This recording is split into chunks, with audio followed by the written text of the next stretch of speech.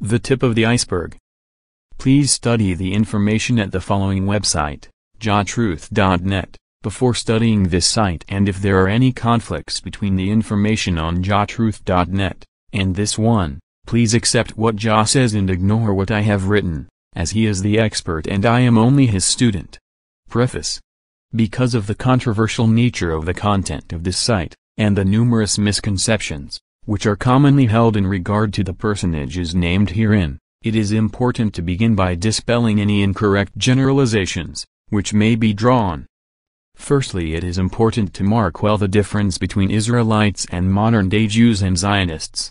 Israelites are the descendants of Jacob, Israel, who fathered 12 sons, who fathered the 12 tribes of Israel. 96% of modern so-called Jews are Ashkenazi, and are not descended from Shem, Semites, but from Japheth's grandson Ashkenaz. King of Kings Bible Genesis 10, verse 1. Now these are the generations of the sons of Noah, Shem, Semites, Ham, and Japheth, and unto them were sons born after the flood. Genesis 10, verse 2. The sons of Japheth, Gomer and Magog, and Madai and Javan, and Tubal and Mesh and Tiras. Genesis 10, verse 3. And the sons of Gomer, Ashkenaz, and Japhath, and Togarmah.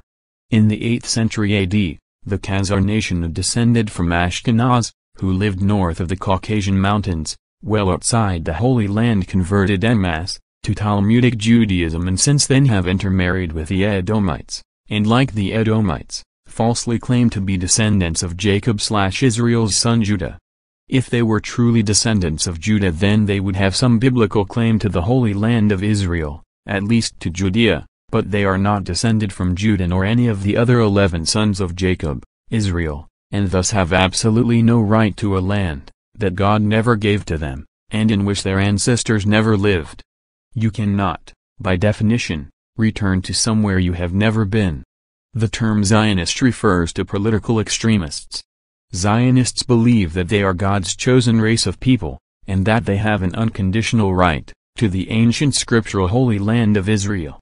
Christians who support the Zionist claim over the ancient land of Israel are known as Christian Zionist extremists. Although the historical information contained here is not freely available in the media or taught in schools, it can all be verified by researching the subjects covered herein on the internet, and or in various books and articles, which have been published over the years and are listed in the bibliography and site links sections of this site. One of the main reasons for the historical blackouts on the information contained in this site and the role of the international bankers in political history, is that the House of Rothschild claimed Jewish descent. The modern so-called Jews and Zionists have used organizations, such as the Anti-Defamation League, as an instrument to try to convince everyone that any mention of the Rothschilds or their allies is an attack on all Jews. In this way, they have stifled almost all honest scholarship on international bankers, and made the subject taboo within universities. Any individual or book exploring this subject is immediately attacked by hundreds of organizations such as the ADL. These organizations never let truth or logic interfere with their highly professional smear jobs. Introduction. In today's world, there is a lot of uncertainty about the direction of human affairs on Earth. Since the events of September 11, 2001 in the USA, and the so-called War on Terror which ensued, sweeping changes have occurred in almost every nation of the globe, towards increased governmental control of the peoples. It has become normal, on the basis of terrorist threat, that people's phone calls can be tapped, their emails read and their movements tracked. But is this acceptable, and how credible are the justifications government use for doing this? The War on Terror began as a war against the radical Muslims, who were blamed for hijacking U.S. domestic airline flights and using them to attack the World Trade Center in New York and the Pentagon.